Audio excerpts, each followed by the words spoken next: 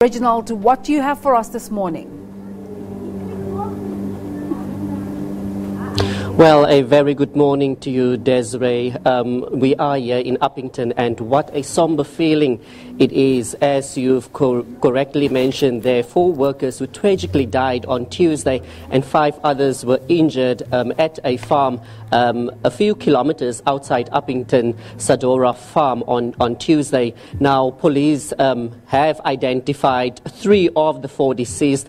If I can just mention their names, they are 29-year-old Erika Ilana Witbooi, Donay Aleta Adams, she's 20 years old, and then also Lawrence Muton, he was 44 years old. The other deceased can't be named as yet because he's from Kuruman, and police still have to inform his family.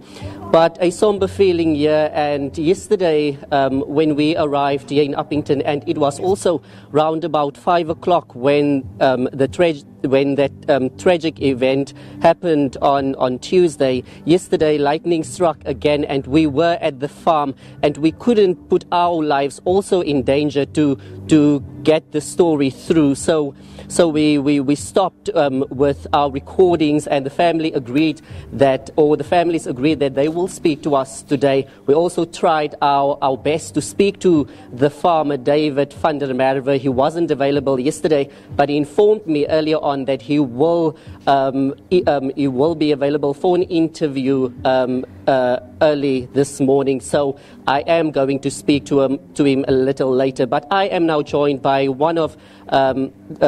by a brother of Lawrence Muton. His name is Johnny. Johnny, first of all, our deepest condolences to you as the family. A difficult time, I might say, for you as the family. Yes, it is. Thank you for the condolences. We've lost our brother. It's the 4th brother within 4 years that I'm losing. He was the youngest, and now he's gone due to a decision that was made by the owner of the farm or his employees to continue work, whilst the tragedy could have been prevented. And then also you met with the farmer David van der Merwe yesterday at the farm. What transpired at that meeting? The farmer was basically very cooperative. He said he's gonna assist with the funds for the funeral to the amount of around about 10,000 rand. So they were friendly and they were helpful. And then also lastly, funeral arrangement, is it underway? Yeah, we are still busy with funeral arrangement because we were still waiting for his ID. He was kept he was still on the farm there, so we just need to sort that out with the people at the mortuary and those people, so that we can start with the arrangements.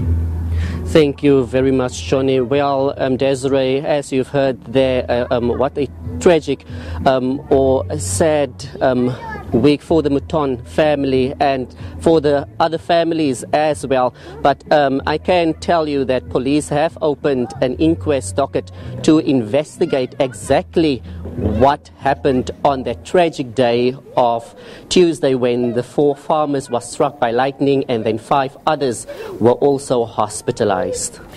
You were talking to the brother, and he sounds very conciliatory towards the farmer. But is there a conversation at all that is being held about the fairness of having workers working in those weather conditions? You said yourself you were unable to cover the story because of the seriousness of the weather conditions.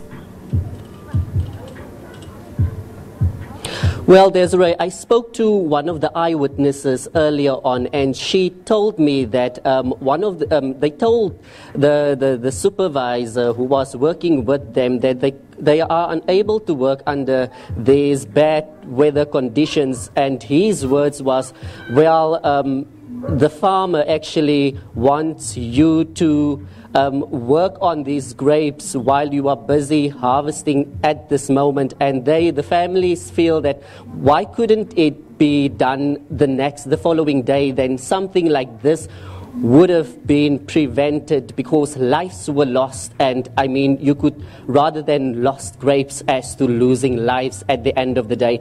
But we will for surely know once the investigation into this matter has been concluded by the South African police. Desiree. Reginald, you spoke about the police inquest that has been opened, but do we know in terms of labour laws how these workers are protected and how their families will be compensated besides the 10,000 rands that the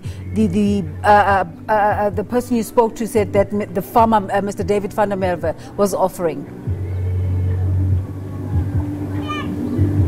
Well, Desiree, we know that if there are bad weather conditions, that one can't continue to work under such conditions. And Johnny earlier on stated that the farmer, he said that he will help with 10,000 rand, but is that enough for the family? Because, I mean, they lost a brother, they lost sisters, they lost mothers at the end of the day. But I am going to speak to the farmer later on, and I'm going to put those questions to him as exactly what actually happened, and also speak to the police once again as to how far they are with the police investigation, Desiree.